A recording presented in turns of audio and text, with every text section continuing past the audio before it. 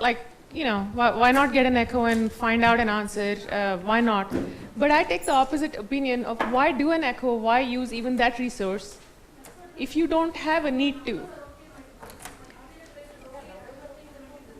Exactly. So I think my stance is more if the patient is looking like they are on an appropriate trajectory and they have myocardial rest while on ECMO, then it is not useful. It's not the right thing to do an echo just because you can do it. Right. Yeah.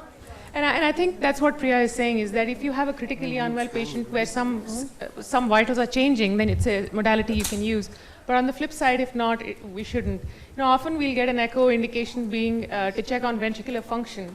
And nothing can be more pointless than just checking on ventricular function when a patient is on full flow ECMO. You start reading, once you speak, 5 days now I start reading, we do a baseline and we do the speaker and all these things. And then we did I think it's quite promising, isn't it, doing an echo serially? I think serial echoes are the thing of today you should do. If you have the facility, you don't have the facility, clinical parameters of course make so much of a difference also. But I think it's a total approach. You should have a trending. You should have at least these 2-3 parameters, because the moment you see an LV distension, it's a nightmare to have the LV distending, or to have a cannula migrating from the RA into the LA. So those parameters, this is not working. It's serially proven that serial estimations by echo is always better than a solitary measurement. Yeah. Probably we may prevent some untoward incidents. I think it's very useful. If the patient deteriorates hemodynamically, if it's stable, of course, I would agree. Not a problem to do a TE actually. Yeah. Because most of them will be thrombolized. So by the time the talk gets ready, I'm sorry about this, I just need to talk about simulation in echocardiography from 3-4 major angles. What is simulation? Why do we do simulation? When you want a fearless scenario, and you want a scenario where you're not fearful that you're going to do harm to the patient, you'll use a clinical scenario in such a way that you can replicate the patient's disease onto a system to learn. Okay? So best is a training or an imparting of knowledge in a fearless environment where practice can be done without causing any harm to the patient. You use simulators. What are the different kinds of simulators? The moment it's ready, please get it. What are the different kinds of simulators that we come across? Most of these simulators that we come across are low fidelity. We may create a scenario. I can just come and lie down here and fall down in a cardiogenic shock, and I could, with 3 experts, teach you a CPR, how to do a CPR. So what you can do directly as a team, building up a scenario to teach that when you have a patient of a roadside accident and this patient comes in an ambulance, which is the team which has to get the stretchers, which is the team which is to get the patient trolley, and who's going to catch the head of the patient, who's going to catch the foot end. This team enacting so that everyone has a role play and there's no time lost in an emergency. This is a basic fidelity or a low fidelity simulation. The moment you have a low fidelity simulation coming up, thank you. Can I have the pointer and the lights off? Thank you. The moment you have a low fidelity, now on this my videos won't work. I have very nice videos anyway. So simulation-based learning is a journey which I say is into the uncharted depths of a 3-dimensional reality of a topic or a clinical scenario within one's own mind and soul.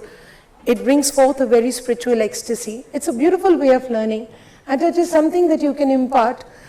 Year after year, last 5 years, we've been in nothing but at least more than 15, 16 publications on this subject of simulation in echo, simulation in ECMO, why we need to simulate.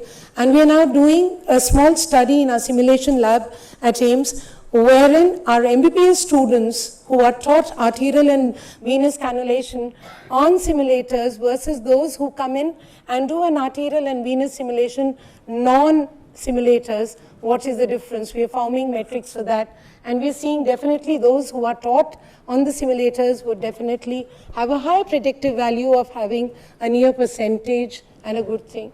So it is intensivists and anesthesiologists which by far, since we multitask and since we are into so many fields of a patient care, we need to have right from transfer, to present day scenario, whether we are in the doing transthoracic or transesophageal echo, where the domain of simulation is to teach the different views of echo, to teach how to hold the probes, how to angulate the probes, where to get your best field, how to use the knobology, everything good and nicely, whether it is in the critical care, whether it is in the cardiac cath lab, where you have TAVI. We've started to simulate the TAVI procedure of doing it first on GE and then on MAC. What does an anesthesiologist perspective do?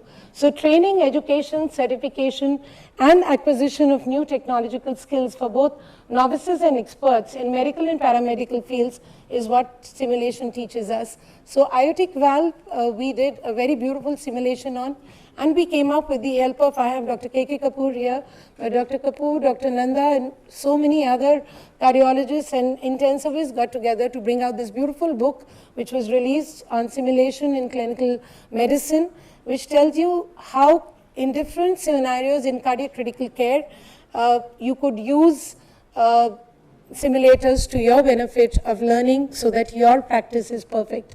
So it is a stepwise approach, and stepwise approach helps best. So these were some of our scenarios with our new journal, the Journal of Cardiac Critical Care, simulation in echocardiography, and how today we could use and manipulate our newer machines, whether it's the monitors that we use in the ICU or whether we go to the cath lab or in a hybrid suite.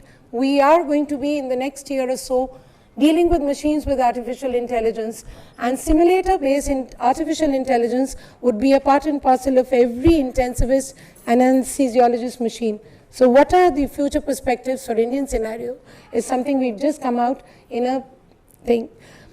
It was with the airlines, and then with fashion modeling that simulation was first introduced in 1929, and we got the first celestial navigation linked trainer, which came up to tell us about the simulated ways of how to learn flight and how to drive an aircraft. But in our echo, we moved from EchoCom to VI Medics by CAE, HeartWorks, Blue Phantom, virtual transesophageal echocardiography, and the CT2TE, which has become in a very, very big way proficient in teaching us both cognitive and manual skills, and the role of simulation has grown exponentially. If you see the HeartWorks, unfortunately, I think this is a very beautiful video, which is not going to play. The evolution, development, matrix, and future is through studying and educating. So fellowships are needed in simulation. I think Minnesota University holds a fellowship. We've heard of it. I've gone and seen a part of it. It's a very beautiful fellowship. Anyone who wants to do a fellowship in simulation alone in different fields of medicine is most welcome to approach that site.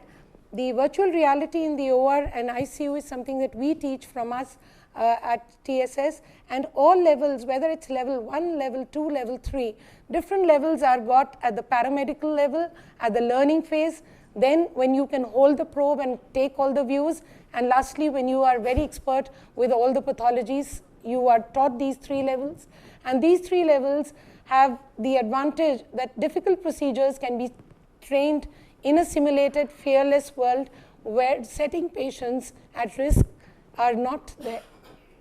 So this is how virtual intelligence and augmented reality was used in simulators at the Link trainer in aircraft modeling for the first time. In echocardiography, we've grown in numbers from big machines to very sleek mannequins with the CAE is going to come up next year. I think the middle of next year, you'll have a new simulator from CAE. We've been seeing the old simulator. Then we saw the second version, where from situational, we went on to task training, where we can do a repetitive performance of actions to facilitate the psychomotor skills and fine motor skills to acquire proficiency in our subject. So the robo is also a simulated field. It is using artificial intelligence. The latest 2019 Da Vinci robo has a lot of team interaction with distractions, and you can expect the unexpected to happen in your OR if you're using this 4th version of the 6-armed Da Vinci robo in recent times. So manual dexterity to instrument familiarity is what simulation teaches us. It is a unique system of learning where the aim is to enhance the operator performance in a very objective way. The role of echo in cardiac sciences has not only been a learning, it has also been proficiency in that learning, speed up the learning process and increase the resident's comfort, especially where TE for us anesthesiologists is concerned. Internet-based simulation is the second base. It is a moderate or still a low fidelity, and then you have the mannequin based with the computerized version on the screens, which is really the high fidelity one. So this is the high fidelity where you have probe metrics coming up. The probe moves in 4 directions, like the 3D echo, the X plane, the Y, and the Z plane, which is a plane which is taking care of the probe height. And above the mannequin or above the patient, you have these 4 screens coming up. To the above left, you have the probe position in the part of the body. So whether it is mid-esophagus, whether it is transgastric, whether it is upper esophagus, the position of the thing is there in the left upper lobe panel. Then the B panel is the image obtained by the trainee, which the trainee does in his expertise. This is the ideal, and this is what the trainee is doing, and this is how you have the augmented reality in the C panel. So the D panel is the ideal target cut plane. So these are the path lengths. You have the trainee's first session in the first day, the trainee's 4th session. It's a 4-week session that we do, at the end of which, having achieved these metrics, we declare that the trainee is an expert in simulation. So what are the challenges? TE versus TTE. CAE is probably the best available in India.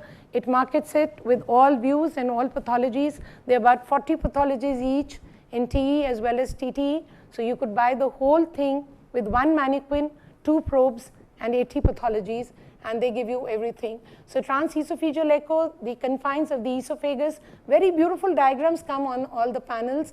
You could choose your panels from 4 panels to 2 or 1 panel, and the apprehension of the where is the probe going, what all structures is it cutting on the X, Y, and Z planes are very beautifully, the orientation of this is very beautifully given. The probe that you have is slightly more harder than the probe that we use on our TE. The knobology is almost similar, slightly more cruder, but it has crystals at the end, and this crystal rotation is in 4 planes, upwards and downwards, and to the right and to the left, like any others. So VI Medic simulation with full-size mannequins are there for us. We've been using it last 10 years now. I think we've been having last 8 years the exam on the simulators. We've not been using patients for any exams, whether held here at Narayan Vidyalaya or by the TSS for its FIAE and FIB exams. We have EchoCom, which originated from, along with TomTech from Germany. This has a lot of disadvantage in the form of, it's a very prototyped product, but it can use both transthoracic and transesophageal with realistic images. The EchoCom software comes with a standard PC. There are some like the HeartWorks where you have limited pathologies, but HeartWorks is cheaper. The resolution is much poorer than CAE, but it is here to stay in India. It is from UK. Blue Phantom is from Seattle, USA. It is something that can be used in all pre-owned echo machines, so therefore you save on the price there, but the marketing is not so good in India as it is in the Western world. It is, the upgrades are not possible, the metrics are not possible, and they are not available with Blue Phantom. Probably the best metrics and the metric study if you want to do on simulators for echo, it is with CAE at the moment amongst all. The virtual TE that you have from Toronto General is again a very beautiful software. This software is expensive for us if we convert the dollars to the rupee, but the disadvantage is there is no tactile input, no task training. You cannot practice as well as you can practice on HeartWorks or on CAE. The CT2 TE is again a good one. It is there mostly in Southeast Asia. I've used it there, but we see that the resolution is not as good as the resolution of CAE. So when you have, that's what we do, the typical training model is a 4-week model.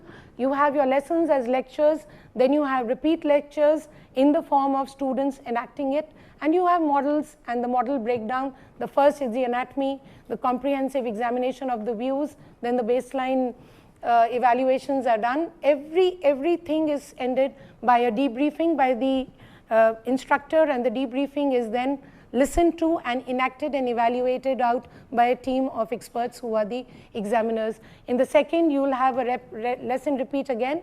You will have the LV and the RV functions in detail, and you have an evaluation. Similarly, the mitral valve along with the mitral valve anatomy is in its module 3, and the aortic and tricuspid valve. So this is a 4-week course that we do in our basic echo course. The advantages and disadvantages of this CAE ICCU e-learning is that it has a curriculum, and this curriculum is run by the Cardiac Critical Care Society. It's a very robust program, and that's why you'll see that a lot of Canadians are very good. Their C2TE is a very good software for them, and they are associated with the American College of Physicians for all thoracic views and all thoracic pathologies as well. So it can aid the impact of TE simulator technology to learn complex procedures of the thorax, give you a very nice mental cognitive understanding, and a merger between skill and cognitive input. This is what is important when you do simulation. Now this is something which is, none of the panel is working, but this was a very beautiful video on the baby sim. The PediSim, the Ledrill people are exporting this, is a very beautiful, it's a small portable screen which gives you a computer interface and real image of all the transthoracic views as you see them on a CAE monitor. So you have the parasternal long axis, which tells you everything about the LVOT. You have the short axis, you have the apical and the subcostal views. All the views are very nicely given and very nicely enacted in the PediSim. And you'll be surprised to know that there is no pediatric student today in final year MBBS, whether in a private or a government medical college, who's not using a PediSim for pediatric curriculum for all their CPRs on the baby, on the neonates, and a bit of ultrasound on these patients as well. This is all mannequin simulator based. The TE simulator views can be very nicely done. You could do the 4-chamber view. You could do none of the views are working. This is the 2-chamber view. You could have a bicommissural view, which works on 2. You get to see the mitral valve just as well as on a machine. And you could connect to the simulator your own machine. This is what we've done. We've connected it to our own machine, and you can see the long axis view. You could see the aortic valve view. All the views in short axis and long axis, all 28 of them, are very beautifully seen on TE as well. So the transgastric views, which are so difficult to get, I've seen students just come, learn how to put the transgastric probe. It's so easy, and they learn on the entire probe how to move it to the right, move it to the left. When they go to the upper esophageal views, that's what they do. They come up to the upper esophagus, they decrease the centimeter, they learn, rotate the entire probe, rotate the knobology, and they know which is the proximal and the descending end of the ascending aorta or the descending aorta. So all the views are very beautifully given. The upper esophageal aortic arch long axis views, the simulation pathologies of TE, you could see a large pericardial effusion. This was again a video which is not going to come, but this, all 28 views of this you can use. If it comes, I'll be happy. It's not coming. The normal mitral valve, which looks like a parachute in sometimes, this is what the new 2nd version of CAE has done. And in their 3rd version, they're going to come with some volumes. It is not going to be 3D, but it's going to look like a 3D. So a 3D data set kind of a look is going to come. The simulation bicommissural views, the stenosis views, the deep transgastric to show any kind of hypertrophy. These are the pathologies. So any left ventricular hypertrophy, you can even measure the thickness. The basal short axis view, the Seagull mitral valve to planimeter your area of the mitral valve can be used. You could see a LA thrombus, an LA myxoma, the RV outflow view on TE, the inflow outflow view beautifully. And on transthoracic echo, as I said, you could see the cardiac tamponade, you could see a moderate or a severe aortic stenosis. You can see a very beautiful simulation there is of atrial fibrillation. And aortic stenosis you could see in a apical 5-chamber view. You could also see it on the aortic valve, see the cusps of the aortic valve, see the position of the aortic valve, emphase, and see how the left main coronary artery is arising at the 3 o'clock position, or the LA appendage is around the it is like a wraparound around the short axis en-fast view of the aortic valve. You could see the RCC, and you could also visualize the tricuspid valve. Similarly, the circle within a circle view, the parasternal short axis view, as you see the entire outflow and inflow of the RVOT, the parasternal long axis view for the LVOT, and the apical 5-chamber view to tell you about the apex and all the 4 valves showing in a very nice way the mitral valve prolapse. So these, if you can have a practice, tomorrow the simulator is there on the first floor. We would want, I think some of you in the basic echo course have done it for 3 days. You could see the mitral orifice area, just freeze it and planimeter it, all planimetry, everything is done. These are a few things which are very new in 2019, and that is something known as functional neonatal echocardiography. Most centers across the world are using very crude methods to beyond, they're just using a blood pressure or a heart rate or a capillary refill time to tell us about the neonatal tissue perfusion. There is now the CT2TE, I'll just take 1 or 2 minutes more. These are functional echoes on a CT2TE, which tells you in standard as well as a focused way the effusions, the PDAs, any kind of shock, any kind of diaphragmatic hernia. So you have the transverse as well as the abdominal situs, you could see on the transverse view. You could go on to the subcostal, atrial and 4-chamber view to view all the chambers and rule out any complex PDAs or any complex pathologies. You could use the apical 4-chamber view for any kind of intact interventricular septum along with the DTGA. So there are some pathologies which are coming up which are very beautifully told on these CT2TE simulator for neonates. And parasternal long axis view, you have a special ductal view, you have a special arch view, and you have a special estimation of some hemodynamics like calculation of preload by the inferior vena cava, the cardiac tamponade, the LV outflow tract, the SVC. SVC view is a very beautiful view. Some of it is available free on the net as well. And left systolic ventricular function. The mean velocity circumferential fiber shortening, a very good marker for systolic function in neonate, is something that this simulator has incorporated. It is one of its kind, released in July 2019. And I would like to summarize to say TE is user-dependent imaging modality. We need simulator training. This cannot replace the traditional learning methods in the learning process, but can address the main obstacles in learning process, that is having a fearless field where skilled practice of some maneuvers can be done. So what we anesthesiologists now need is to improve the quality of our research and implement existing online resources from echo. Chapter reading is very beautiful, but simulator reading and simulator-based learning is the way to go to perfect our skills.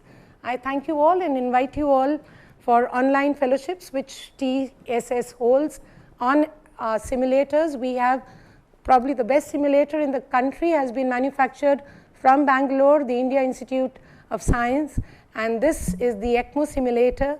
We're using it on all our ECMO thing for the last 2 years now. So all ECMO courses, we were the first to start an ECMO fellowship and also a cardiac critical care fellowship into our 4th year now. The ECHO fellowship for both basic and advanced, we have a cardio-diabetes by our cardiologist and endocrinologist from AIIMS, and this is introduced last year. It's into our 2nd year this year, and we give it as a package from the Ayurvedic lady, Dr. Shikha Sharma. She is running the cardiac nutrition for us with a band of 6-7 nutritionists to help the cardio-diabetes patients come out with a healthy nutrition, and we do it with a low fidelity simulator. The patient blood management on ROTEM is something that we are doing with SonoClot. I invite you all, you're most welcome to join us. We begin 1st September for some we've already begun in January. Thank you so much. Thank you, Dr. Muralidhar, to made me speak on my favorite topic today, but I'm sorry my very good videos were not doing good at all. Sorry about that. Thank you, ma'am. So whatever the question, because of the shortage of the time, we'll ask after this session. Thank you. Thanks a lot. Our next speaker is Dr. Suma H.